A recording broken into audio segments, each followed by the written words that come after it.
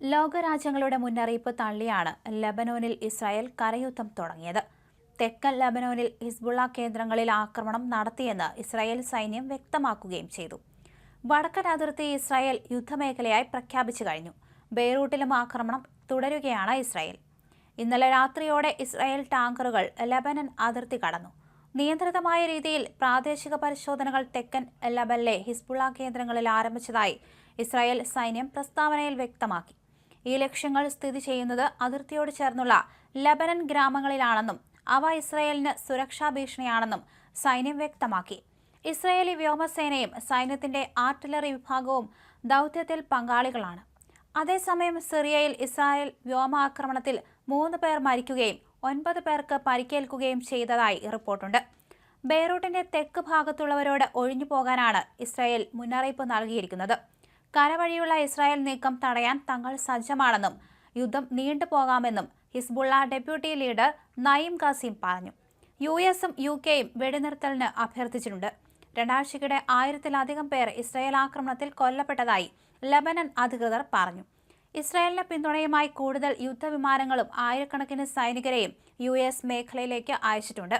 Israel പ്രതിരോധ മന്ത്രി Yoav Gallant ഇന്നലെ രാജ്യത്തിന്റെ വടക്കൻ അതിർത്തിയിൽ സൈനികരെ സന്ദർശിച്ചിരുന്നു. മധ്യപൂർവ്വദേശത്തെ സംഘർഷത്തിന്റെ പശ്ചാത്തലത്തിൽ ഇസ്രായേൽ പ്രധാനമന്ത്രി ബെഞ്ചമിൻ നെതന്യാഹുവുമായി സംസാരിച്ചതായി പ്രധാനമന്ത്രി നരേന്ദ്രമോദിയും വ്യക്തമാക്കി. കൃത്യമായ ഇന്റലിജൻസ് വിവരങ്ങളെ അടിസ്ഥാനമാക്കിയായിരിക്കും ആക്രമണങ്ങളെന്ന് ഇസ്രായേൽ ഡിഫൻസ് ഫോഴ്സ് ട്വിറ്ററിൽ കുറിച്ചു. തെക്കൻ ലബനിലെ ഹിസ്ബുള്ള കേന്ദ്രങ്ങളെ ആക്രമിച്ചിട്ടുണ്ട്. തങ്ങളുടെ ലക്ഷ്യകേന്ദ്രങ്ങളെല്ലാം തെക്കൻ ലബനിലെ ഗ്രാമങ്ങളാണെന്ന് ഇസ്രായേൽ പറഞ്ഞു. ഈ ഗ്രാമങ്ങൾ അതിർത്തിയോട് ചേർന്ന് കിടക്കുന്നവയാണ്. ഇവ ഇസ്രായേൽ സമൂഹത്തിന് അടിയന്തര ഭീഷണി ഉയർത്തുന്നുണ്ട് എന്നാണ് ഇസ്രായേൽ പ്രതിരോധ സേനയുടെ നിലപാട്.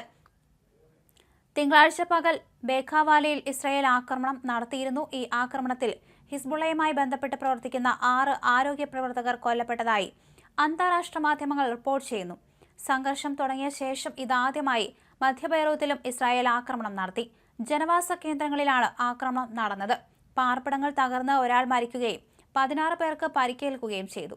ഇതിനടുത്തുള്ള കോല പട്ടണത്തിലുണ്ടായ ആക്രമണത്തിൽ ഫലസ്തീൻ അനുകൂല സംഘടനയായ popular front of the liberation of പലസ്തീന്റെ 3 നേതാക്കളും കൊല്ലപ്പെട്ടിരുന്നു. ശനി ഞായർ ദിവസങ്ങളിൽ ഹിസ്ബുള്ള കേന്ദ്രങ്ങൾ ലക്ഷ്യമിട്ട് ഇസ്രായേൽ നടത്തിയ വ്യോമാക്രമണങ്ങളിൽ 100-ലേറെ പേർ കൊല്ലപ്പെട്ടു. രണ്ടാഴ്ചത്തെ ആക്രമണങ്ങളിൽ രാജ്യത്ത് 1000-ലേറെ പേർക്ക് ജീവൻ നഷ്ടപ്പെട്ടിട്ടുണ്ട്. 6000-ലേറെ പേർക്ക് പരിക്കേറ്റു. ഹിസ്ബുള്ളയുടെ പ്രധാന കമാൻഡർമാരെയെല്ലാം ഇസ്രായേൽ വധിച്ചു. 10 ലക്ഷം പേർ അഭയാർത്ഥികളായി. ഒരാഴ്ച കൊണ്ട് ലബനിൽ നിന്ന് സിറിയയിലേക്ക് 1 ലക്ഷം പേർ പലായനം ചെയ്തെന്നാണ് UN അറിയിച്ചിരിക്കുന്നത്. 2 ഹിസ്ബുള്ള കമാൻഡർമാരെ ഇന്നലെ തന്നെ ഇസ്രായേൽ സൈന്യം വധിച്ചിരുന്നു. നസ്രള്ള വധത്തിന് ശേഷം പിൻഗാമിയായി തെരഞ്ഞെടുക്കപ്പെട്ട 2 പേരെയും ഇസ്രായേൽ സൈന്യം തീർക്കുകയായിരുന്നു. ഹിസ്ബുള്ളയെ തീർക്കാതെ തങ്ങൾ പിന്നോട്ടില്ല എന്ന് തന്നെയാണ് ബെഞ്ചമിൻ നെതന്യാഹു പറഞ്ഞിരിക്കുന്നത്.